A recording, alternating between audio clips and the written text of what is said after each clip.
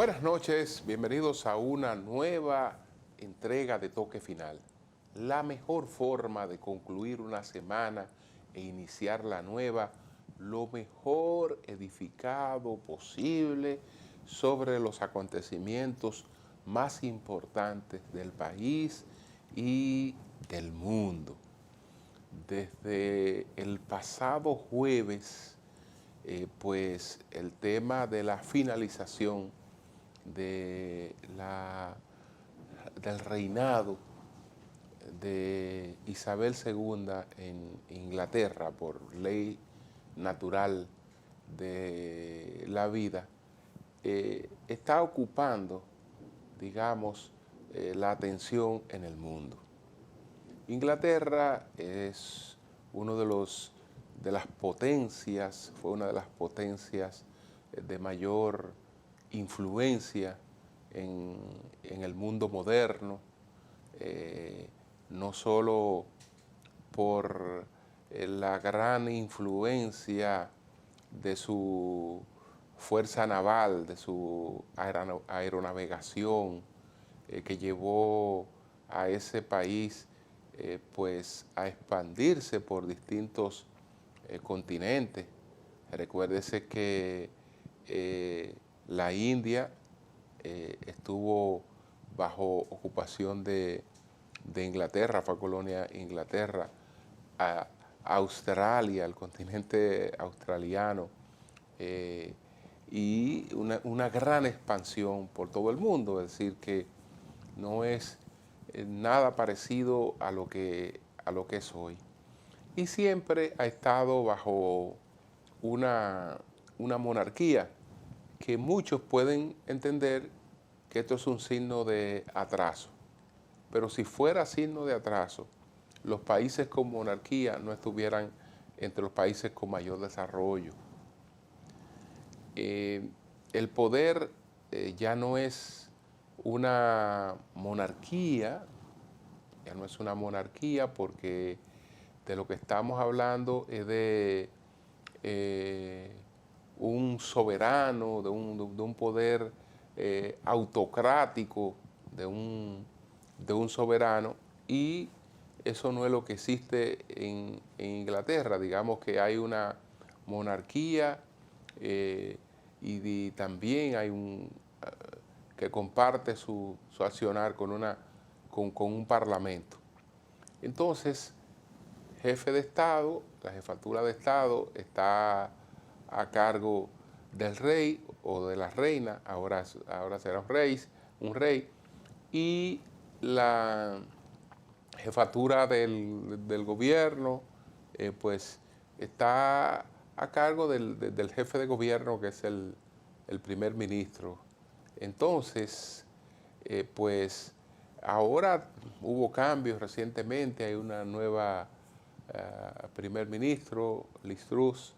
Ella era la canciller, y con la renuncia de Boris Johnson hubo una mini primaria en el partido de los Tories, y ella alcanzó 81.000 votos con una votación interna en los Tories.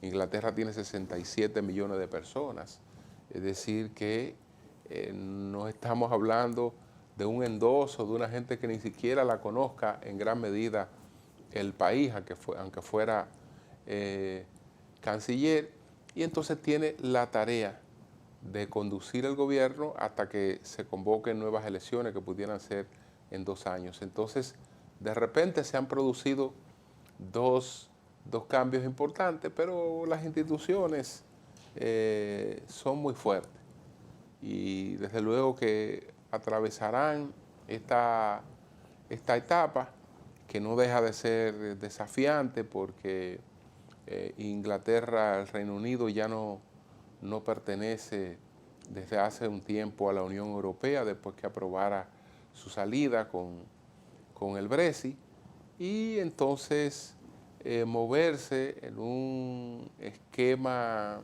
mundial en esas circunstancias realmente no es fácil, pero bueno, ya veremos lo que pasa allí. Entre nosotros, por aquí, el presidente Luis Abinader pues colocó un impedimento de entrada a la República Dominicana del señor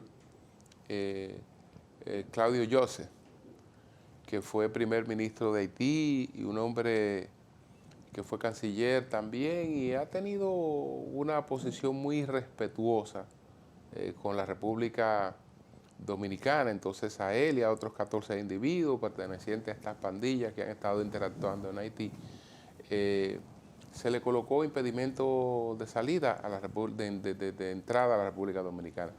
Aunque hay libertad de tránsito, nadie tiene derecho a entrar a un país que no sea el suyo. Ese es un derecho que tienen las autoridades de ese país de admitirle a usted o no. Y en este caso, pues, dada la conducta de esta persona que ha sido de pretender hacer campaña sobre la base de fomentar la rivalidad y el odio entre haitianos y dominicanos, pues se le ha colocado este impedimento. Eso para cualquier figura importante en Haití es tremendo problema. Es tremendo problema porque muchos de los haitianos de clase alta viven entre Haití y la República Dominicana.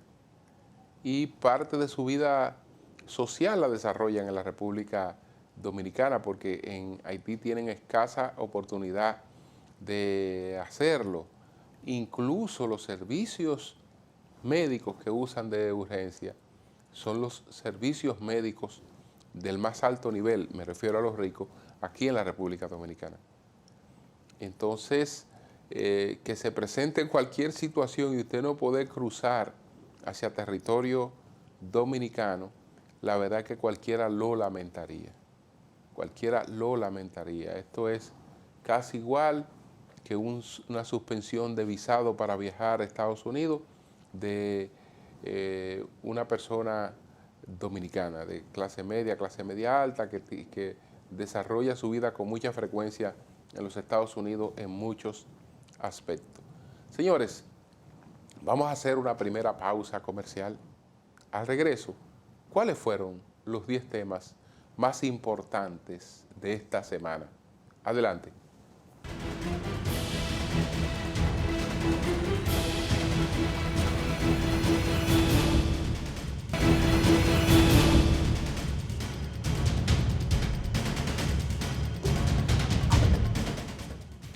Bueno, señores, esta semana hice la revelación de que 3 de los 5 miembros de la Cámara de Cuentas, 3 miembros o miembros de la Cámara de Cuentas, pues se reunieron con los presidentes del Senado y de la Cámara de Diputados para percatarlos de una serie de violaciones en las que supuestamente estaría incurriendo el presidente de esa entidad y pues la Cámara de Diputados y la Cámara y el Senado tienen un rol frente a la Cámara de Cuentas porque frente a cualquier irregularidad ellos están en la obligación de investigar y la Cámara de Diputados ver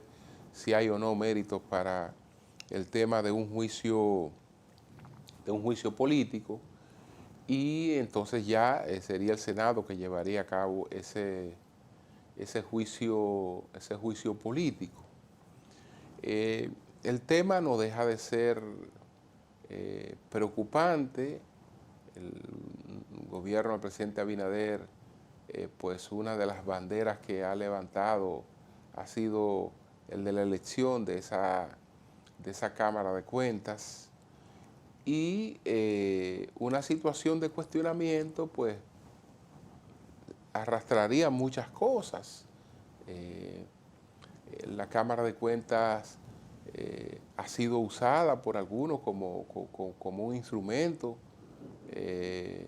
para el asunto este de los juicios mediáticos. Parece que allí hay alguien que se encarga de filtrar algunas cosas para alimentar la gente que vive adelantando los procesos en los medios de comunicación, que se quejaba la magistrada de que algunas personas pues desarrollan críticas en los medios frente a estas cosas.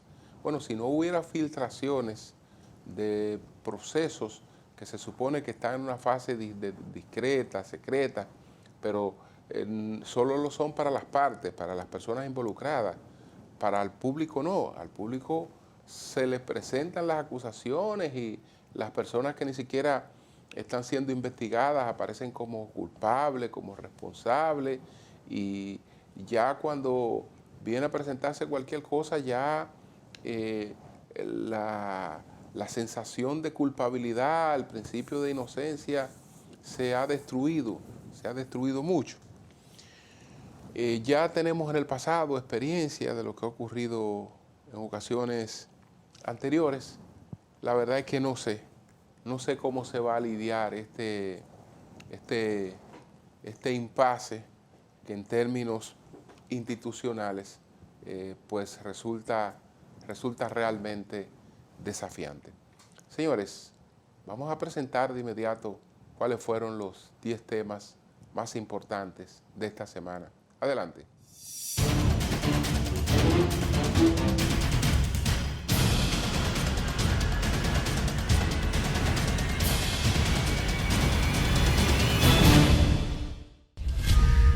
Un niño de 1 año y 10 meses de nacido se ahogó mientras estaba al cuidado del Centro de Atención Integral a la Primera Infancia, CAIPI, del sector Pueblo Nuevo de San Francisco de Macorís, en la provincia de Duarte. El infante fue identificado como Michael Esmil Castro Álvarez, hijo de Kaileni Álvarez y Manuel Castro. De acuerdo al certificado del médico legista actuante, el menor de edad murió de asfixia por inmersión. Según versiones de familiares, el niño se ahogó tras caer dentro de una cubeta de agua mientras se encontraba en la referida estancia infantil. En otro orden, el Consejo Nacional para la Niñez y la Adolescencia, CONANI, informó que una niña que estaba albergada en uno de sus hogares de paso cayó de la azotea del edificio en circunstancias que presuntamente fueron accidentales. Según el comunicado enviado por CONANI, se indica que el hecho sucedió el pasado martes 30 de agosto del presente año y que la menor se encuentra ingresada en el Hospital Infantil Hugo Mendoza en Santo Domingo Norte con trauma cráneoencefálico severo, pero estable dentro de su condición. Falleció la mañana del pasado domingo la señora Johanny Marte, esposa del alcalde del municipio del Valle, provincia de Atomayor, tras permanecer hospitalizada desde el pasado lunes por las quemaduras que sufrió al explotar un cilindro de gas en su vivienda. La dama murió en la unidad de quemados del Hospital Ney Arias Lora en Santo Domingo, donde continúa recluido su esposo, el alcalde José Peguero, también por quemaduras e inhalación de humo, mientras que un hijo de la pareja de 5 años se mantiene con pronóstico reservado en el Hospital Arturo Grullón de Santiago de los Caballeros. El hecho se produjo la noche del pasado lunes, cuando la pareja sintió un fuerte olor a gas y el edil se levantó a buscar el escape. Se informó que encendió un bombillo y fue el detonante de la explosión. Luego del debate y amplio rechazo de los diferentes sectores a la propuesta del gobierno, plasmada en el proyecto de ley de presupuesto complementario que se encuentra en el Congreso Nacional y que tenía las intenciones de hacer recortes al 4% del Producto Interno Bruto, PIB, para la educación, el ministro administrativo de la Presidencia, José Ignacio Paliza, afirmó que el gobierno no reducirá la inversión del 4% del Producto Interno Bruto para la educación como se dio a conocer. Paliza aseguró que ningún gobierno en la historia de República Dominicana ha invertido más en educación que este, por lo que en nombre del gobierno afirmó que para la tranquilidad de la sociedad dominicana la cantidad no será desviada porque el Partido Revolucionario Moderno fue de los propulsores para que el 4% fuera una realidad. En tanto, Acción Empresarial por la Educación Educa se definió como partidaria de trabajar en el concepto de mantener la asignación presupuestaria prevista en la ley para educación, con la advertencia de que hay que tener mucho cuidado de hacia dónde se redireccionarán esos fondos. La institución afirmó que aunque apoya se mantengan los fondos, ha llegado la hora de condicionar los desembolsos al nivel de cumplimiento en los objetivos de aprendizaje de los estudiantes. Al igual que los demás sectores, los partidos políticos de igual forma tronaron en contra de las intenciones del Ejecutivo.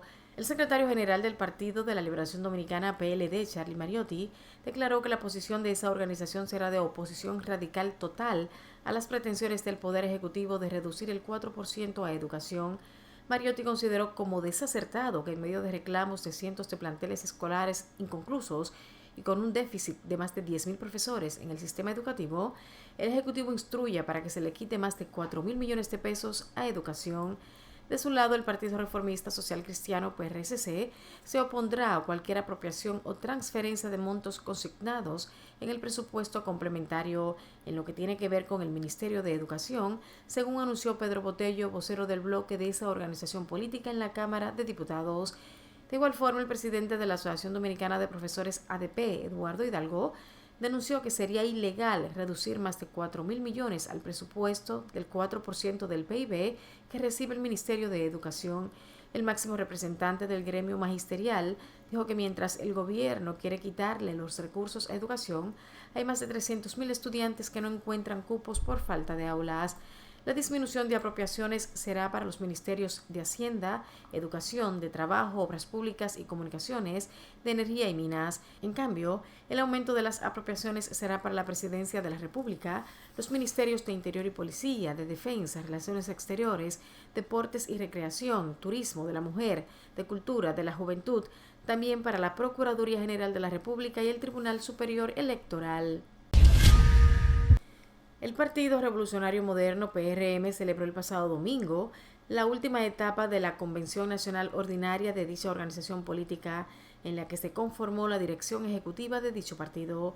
En ese orden, durante la reunión en honor al licenciado José Rafael Abinader, se informó que la dirección ejecutiva contará con 60 miembros. Esta estará integrada por senadores y diputados, así como por funcionarios, dirigentes medios y miembros de recién ingreso, entre otros.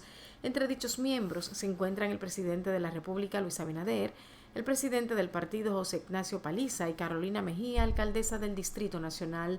Además de Paliza y Carolina Mejía, fueron aprobados y ratificados Milagros Ortiz Bosch, primera vicepresidenta, Eddie Olivares, segundo vicepresidente, y Nelson Arroyo, tercer vicepresidente, así como Kelvin Cruz, primer subsecretario, Lía Díaz, segunda subsecretaria, y Jean Luis Rodríguez, tercer subsecretario.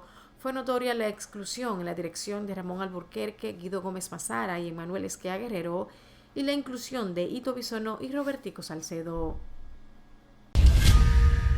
La Procuradora General de la República, Miriam Germán Brito, ha formulado un llamamiento a la reflexión a los fiscales previo a sus pedidos de imposición de medidas de coerción, básicamente la prisión preventiva. Para la titular de la Procuraduría, estas medidas constituyen, especialmente el encierro preventivo, una restricción a derechos fundamentales que requieren una debida ponderación de su necesidad, idoneidad y proporcionalidad para evitar el uso indiscriminado de medidas privativas de libertad. Los actores deberíamos reflexionar antes de pedirla e imponer si realmente se trata de infractores e infracciones que lo ameriten, dijo Germán Brito. Su requerimiento a los fiscales se produjo en su turno en la apertura del Congreso Internacional de Análisis e Investigación Criminal realizado por el Instituto Iberoamericano de Ministerios Públicos a través de la Escuela Nacional del Ministerio Público. Asimismo, la magistrada advirtió de que el Ministerio Público está expuesto a innumerables presiones con las que se pretende desmeritar la labor de ese ente con juicios de valor infundados y campañas mediáticas de descrédito que suelen ser defensas anticipadas. Un grupo de militares de las Fuerzas Armadas y miembros de la Policía Nacional retirados encabezaron una protesta frente al Congreso Nacional.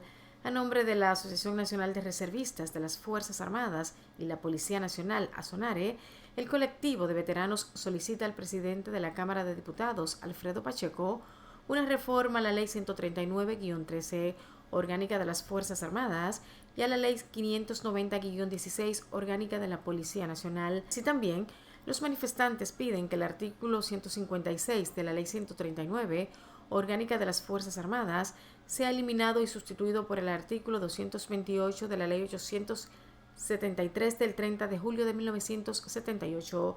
Los reservistas consideran que es inconstitucional porque desconoce y elimina los derechos adquiridos previamente en la ley que ésta modifica y aplica un carácter retroactivo para perjudicar a los miembros de las Fuerzas Armadas al momento de pasar a retiro. Del mismo modo, proponen una reforma a la Ley 590-16, orgánica de la Policía Nacional, para eliminar el artículo 112 que envía a los miembros de la entidad, al ser puestos en retiro, a la Dirección General de Pensiones y Jubilaciones adscrita al Ministerio de Hacienda. Además, solicitaron que en el proyecto de presupuesto y ley de gastos públicos para el año 2023 se incluya la aprobación de la partida correspondiente al pago de indemnización por retiro, establecido en el artículo 124 de la Ley 590-16, orgánica de la Policía Nacional. El director financiero de la cadena estadounidense de tiendas para el hogar Bed Bath & Beyond, el latino Gustavo Arnal, ha sido identificado como el hombre que se suicidó al saltar desde el icónico rascacielos del neoyorquino barrio de Tribeca, conocido como el edificio Jenga. Arnal, de 52 años, saltó desde el piso 18 de 56 Leonard Street el viernes pasado, según informaron fuentes policiales. En agosto, Bed Bath & Beyond, con sede en New Jersey, se hundió en bolsa tras la salida de un conocido inversor. El 16 de agosto, Arnal, que también era vicepresidente ejecutivo de la cadena, vendió 42.513 acciones de la empresa por aproximadamente $1 millón. No obstante, la caída de Bed Bath & Beyond comenzó el miércoles 17 y se aceleró el 19 de agosto tras saberse que el multimillonario Ryan Cohen, gestor de la firma RC Ventures, se deshizo del 10% de la empresa. A final de agosto, Bed Bath & Beyond anunció que cerraría 150 establecimientos y recortaría un 20% de su plantilla, entre otras medidas para tratar de estabilizar su situación financiera. Una abrumadora mayoría rechazó la propuesta de nueva constitución en Chile, con casi el 62% de los votos, resultado que mantiene de momento el texto actual, escrito en 1980 por la dictadura militar de Augusto Pinochet y reformado parcialmente en democracia. Ha hablado el pueblo de Chile y lo ha hecho de forma fuerte y clara, reconoció en cadena nacional el presidente chileno Gabriel Boric. La opción de aprobar el nuevo texto que declara a Chile un Estado social de derecho y ha sido definida como la más feminista y una de las más vanguardistas del mundo en materia de igualdad de género y protección de la naturaleza, cosechó solo el 38% de los apoyos. El rechazo al nuevo texto se impuso en las 16 regiones del país, incluidas la metropolitana, que alberga la capital, y la costera Valparaíso, donde ganó contra todo pronóstico contra el 55,4% y el 57,6% respectivamente. El carácter plurinacional del Estado, el derecho a la interrupción voluntaria de embarazo, la reelección presidencial, el sistema de justicia y la eliminación del Senado son algunos de los temas incluidos en el nuevo texto que generan más animadversión entre la ciudadanía. El presidente peruano Pedro Castillo asistió ante la oficina de la fiscal general Patricia Benavides para ser interrogado por 3 de 6 investigaciones preliminares que se le sigue, en la mayoría de las cuales se le acusa de dirigir una red de presunta corrupción. En una declaración a la prensa desde el Palacio de Gobierno, Castillo aseguró que seguirá colaborando con la justicia. Hemos negado las imputaciones, vamos a seguir dando la cara y decirle al país que estamos firmes para conducir el destino del Perú, indicó. Una indagación es por presunto tráfico de influencias en la compra de biodiesel por $74 millones. La Fiscalía ha señalado que existe la sospecha de que otorgó un contrato de manera irregular porque el presidente se reunió en octubre en el Palacio de Gobierno con un empresario local que 4 días después fue favorecido con la adjudicación directa. En la otra investigación se le atribuye los presuntos delitos de organización criminal y encubrimiento y está relacionada con el despido en julio de quien fuera ministro del Interior de Castillo, Mariano González. El exfuncionario dijo a la Fiscalía que su salida se produjo porque al mandatario no le gustó que organizara un equipo policial para buscar a 2 prófugos cercanos al propio Castillo, uno de sus sobrinos, Fray Vázquez, y el exministro de Transporte, Juan Silva, aún prófugos. Ambos están siendo indagados por el presunto delito de organización criminal. La tercera busca establecer la responsabilidad de Castillo en el presunto delito contra la tranquilidad pública en su modalidad de organización criminal, como resultado de que el supuesto grupo dirigido por el mandatario buscaba beneficiarse con una serie de licitaciones de obras públicas con dinero del Ministerio de Vivienda en su provincia natal. La Fiscalía analiza si un decreto firmado por Castillo para desembolsar más de 8 millones de dólares fue aprovechado por la presunta organización. El mandatario suma 6 investigaciones fiscales preliminares, la mayoría por el presunto delito de organización criminal y corrupción, aunque él niega todas las acusaciones. Finalmente, tras éxitos en ciudades de España, México, Argentina y Chile, la popular cantante española Rosalía llegó a República Dominicana para ofrecer su primer concierto como parte de su Motomami World Tour 2022. El evento, realizado en el emblemático escenario de Altos de Chabón, inició a las 9:37 de la noche con un show a cargo del cuerpo de bailarines que la ha acompañado durante toda la gira, seguido por las canciones Saoko, Candy, Bizcochito y la bachata La Fama. Mi primer show aquí en República Dominicana, la verdad que no se va a olvidar esta noche, fueron las primeras palabras de la estrella de la noche a su fanaticada. En el evento, uno de los momentos más esperados por los presentes fue la participación de la dominicana Tokisha, que juntas hicieron el éxito Linda. Luego de interpretar temas como Aislamiento, Chiri, Como un G, Malamente, La X, entre otros, la velada culminó pasadas las 11 de la noche con la canción Cuute y un público encantado por el espectáculo que continuará por otros países del continente.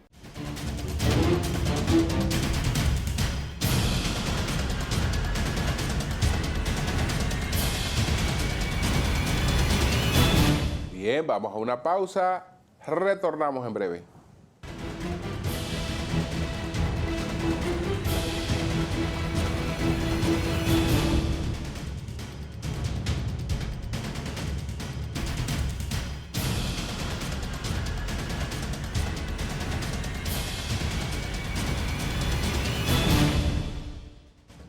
Bueno, la magistrada Miriam Germán Brito, Procuradora General de la República, pues hizo una exposición esta semana en una actividad en el Congreso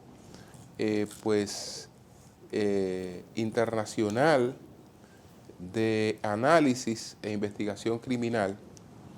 Y entonces parece ser que los medios que reseñaron la exposición de la doctora Germán no se habían tomado el trabajo de leer el documento que ella presentó. Y entonces lo vieron rápido y se fueron por la parte más simplona, que al final de su exposición ella decía que el Ministerio Público estaba expuesto a muchas presiones porque habían personas que adelantaban críticas que eran un adelanto de defensa. Y en ese sentido, realmente se ve que era una especie de cuestionamiento a la labor que se hace desde los medios de comunicación.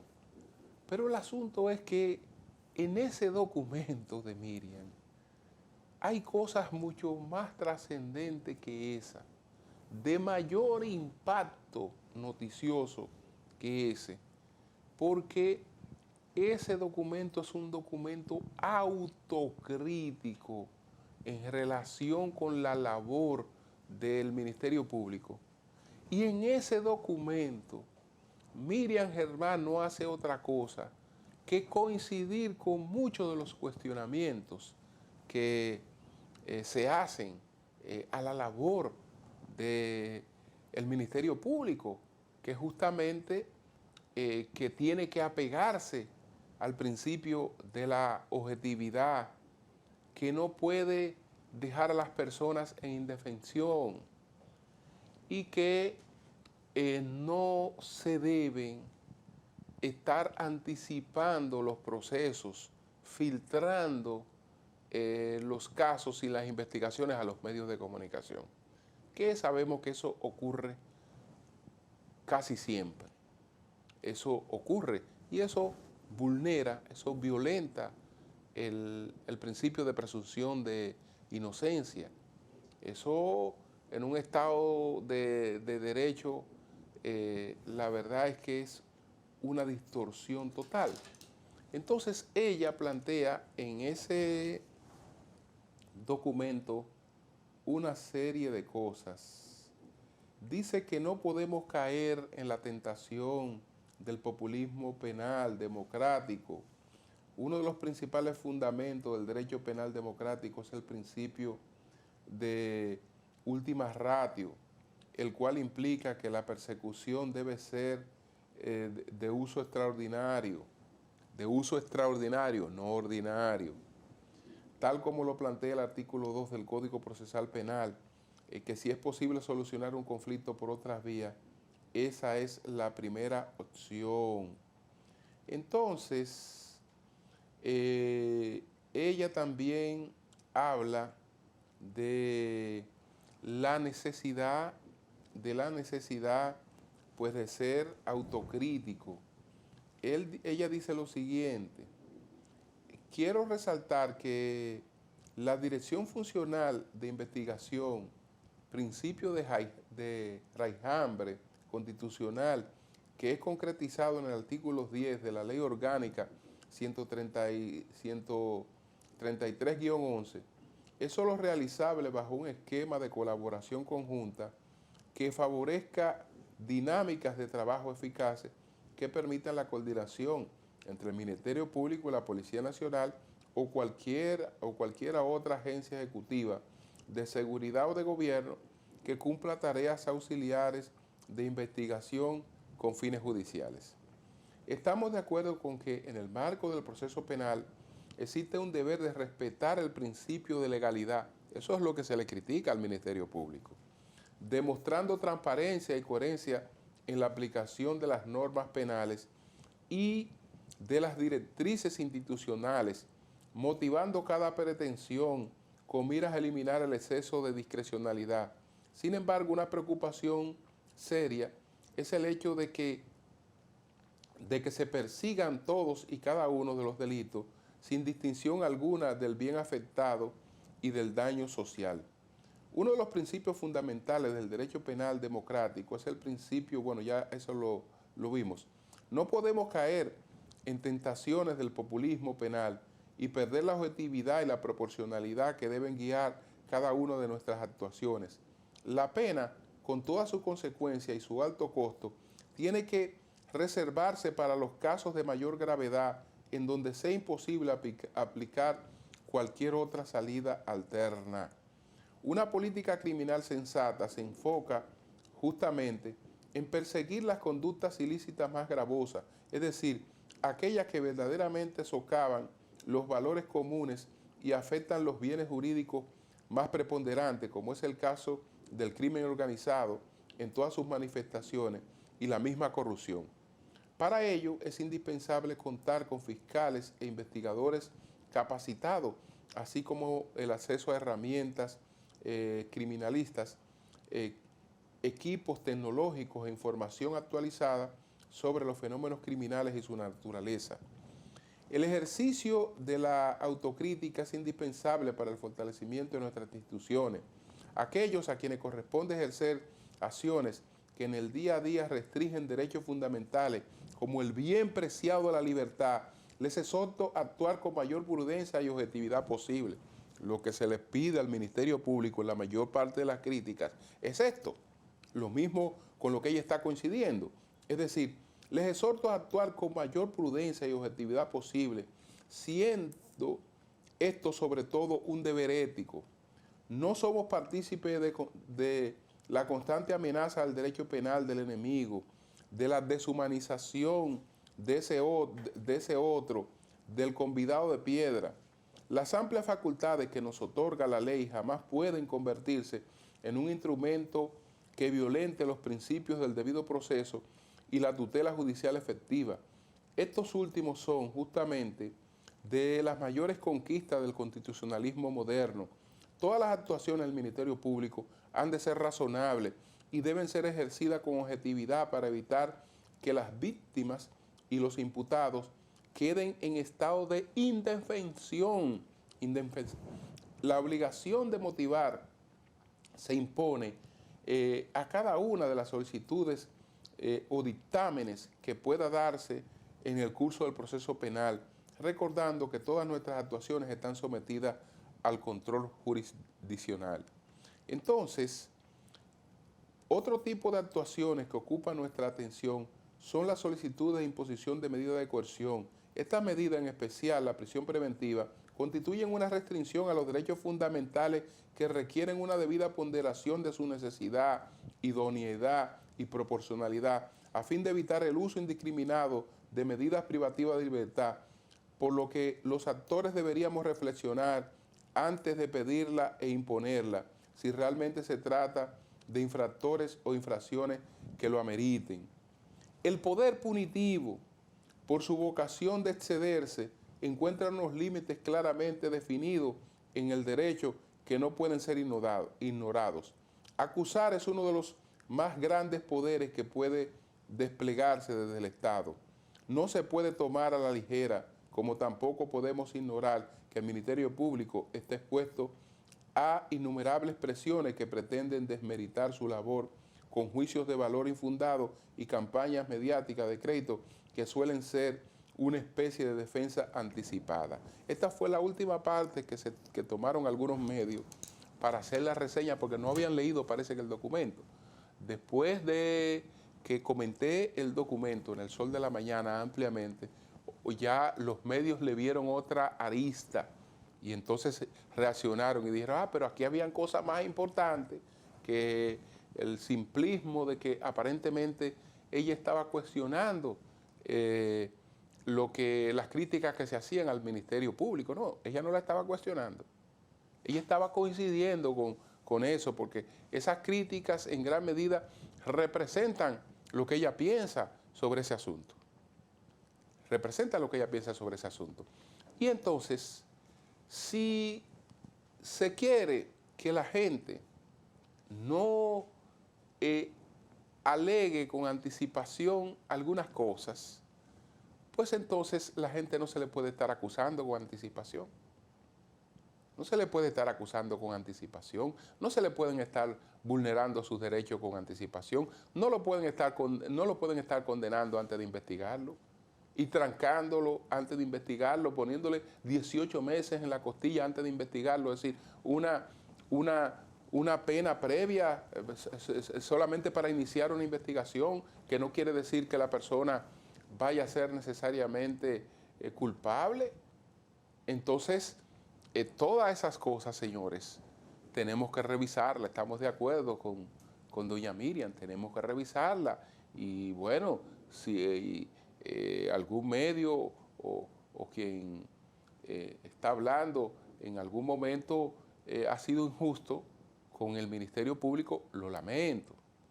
No quisiera hacerlo, quisiera siempre ser lo más objetivo posible, pero casi siempre, lo que yo he cuestionado es la vulneración de este principio, ¿no? De el derecho que tiene cada quien a la presunción de inocencia.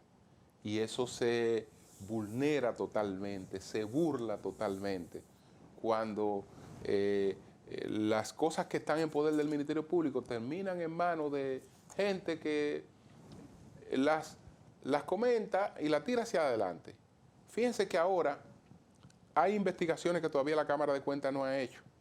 Y entonces ya usted ve gente en los medios que está diciendo qué es lo que está haciendo la Cámara de Cuentas y hacia dónde va lo que está haciendo la Cámara de Cuentas, y que gente van a ser investigados, y gente que van a ser investigados ya se está diciendo que van presos, porque todo está adelantado.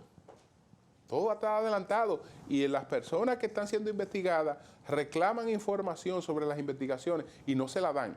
Sin embargo, llaman o tienen contacto con otras personas a las que sí le dan las informaciones para que acaben con los derechos de esa persona, para que fusilen mediáticamente a esas personas, y cuando llegan ante un juez ya son un guiñapo, y ya la sociedad y todo el mundo entiende que esas personas son culpables.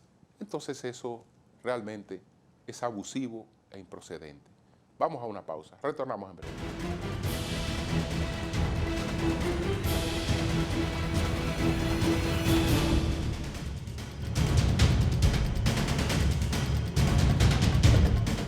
Señores, ¿qué va a pasar con los 4.200 y tantos millones que el gobierno dijo que razonablemente no había posibilidad de que se gastaran para el Ministerio de Educación que estaban asignados, y estaba proponiendo darle otro uso? Pero eso levantó una gran oposición. Y entonces el gobierno resolvió el problema o dejando eso así y diciendo que va a convocar, o que las organizaciones vinculadas con el tema de la educación van a hacer una serie de sugerencias para determinar en qué se gasta ese dinero. Eso es sencillamente una salida de paso, porque si en actividades ya planificadas no se puede gastar, en cosas que estaban planificadas, proyectadas, no se pudieron ejecutar, imagínense cosas que no lo están y que no hay tiempo ni siquiera de colocarla o de abrir una licitación. Nada, ese dinero no se va a usar, sencillamente no se va a usar. Pero vamos a ver qué dice un economista como Antonio Ciriaco Cruz sobre esa situación en las 3 preguntas que respondió a nuestro equipo. Adelante.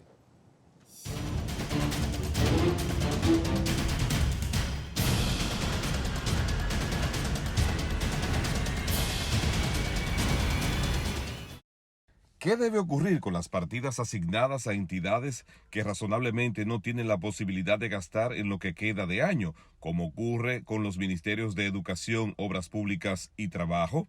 ¿Es partidario de que se redireccionen a otras prioridades o que se dejen a pesar del alto déficit presupuestario? Hay partidas, evidentemente, que habrá que reorientarlas a otras actividades de mayor demanda. Sin embargo, en el caso de la educación hay una restricción importante que tiene que ver con la Constitución de la República. Pero no obstante, claramente que hay instituciones que no pueden ejecutar una parte importante de su presupuesto. Y esas partidas claramente o se envían a deuda pública para disminución de pasivos, o en otros casos se pueden enviar a otras instituciones que están demandando esos recursos, excepto evidentemente en los aspectos institucionales que ocurre en la educación. El mayor cuestionamiento proviene de la reducción de poco más de 4.000 millones que Educación no tiene forma de gastar concretamente en este año y que la Constitución prohíbe su inversión en otra actividad. ¿Qué recomienda en este caso? En el caso de la educación, eso se pudo haber evitado. En primer lugar, pienso yo que el presupuesto complementario debió de disminuir los recursos de subsidios. Quizás en ese monto que se le está quitando al presupuesto. Estamos hablando de que se están dedicando a subsidios a los combustibles alrededor de 40.000 millones de pesos y 33.000 millones de pesos para transferencias a las EDES. Se pudo haber evitado la situación, en este caso de educación, sencillamente quitándole un poco a los subsidios establecidos para este año de 40.000 millones, quizás se pudo haber reducido los 4.000 millones. O también en el caso claramente de las transferencias que se le van a hacer, los subsidios a las EDES. En ese sentido, creo que el gobierno debió de sopesar esa situación y claramente entendemos nosotros que siempre se debió haber tenido esa prioridad en el caso de la educación dominicana. Debemos seguir con el mandato de asignar a educación lo dispuesto por la Ley 6697, aunque los resultados hasta ahora no se correspondan con la alta inversión que realiza. Obviamente que hay que seguir con ese mandato de la Ley 6697. Lo importante en este caso no es la asignación del 4%, sino cómo se ejecuta el 4%. Y en ese sentido, pensamos que habrá que seguir fortaleciendo los procesos de planificación, de ejecución, monitoreo y control de los recursos, evidentemente, que se le asignan al Ministerio de Educación. Porque una de las falencias que ha habido con el presupuesto nacional, y en este caso con el 4%, ha sido el proceso de ejecución presupuestaria. Se formula a partir de un monto del 4%, que es cada vez más creciente porque el Producto Interno Bruto, que es la base, se incrementa. Sin embargo, los niveles de ejecución son pobres. Por lo tanto, entendemos nosotros que habrá que fortalecer los procesos internos del Ministerio de Educación para que esos recursos que son crecientes claramente se ejecuten. Y en ese sentido, habrá que establecer, como ellos tienen, una especie de un plan estratégico y que se lleve a cabalidad sobre la base de los programas que tienen plasmados. Esa es la clave y ese es quizás todo el error que ha habido durante los últimos años con respecto al presupuesto en sentido general, pero en este caso al presupuesto de educación. Hay que fortalecer el sistema de planificación interna con los componentes de formulación, ejecución, monitoreo y evidentemente control de los recursos, que son recursos públicos.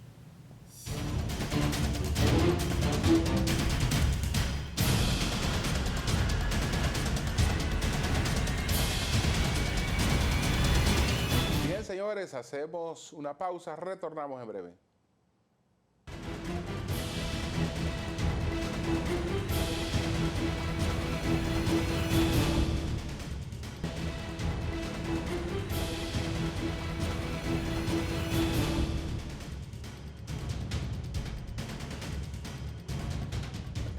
Bueno, ya sabemos que los chilenos hace poco tiempo querían una nueva constitución y en más de un 80% votaron en favor de esa nueva constitución.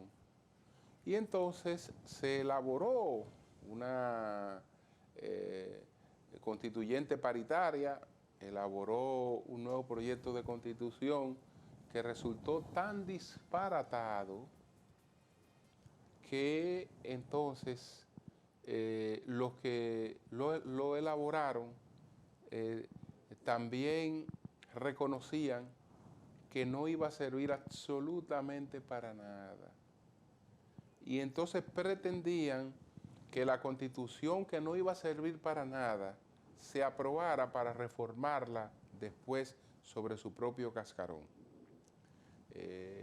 Donde hay una serie de cuestiones, que un Estado plurinacional, una serie de tonterías en la que se dejó meter un país por un manejo muy distorsionado digamos, del relato en algunas cuestiones que tienen que ver con ideología y cultura, que uno de los países que estaba en las mejores condiciones económicas de la región se llevó a una crisis. Veremos cómo ellos superan esta situación. Han superado otras, de manera que saldrán a camino, pero rechazaron ese disparate en el que se iban a meter. Buenas noches.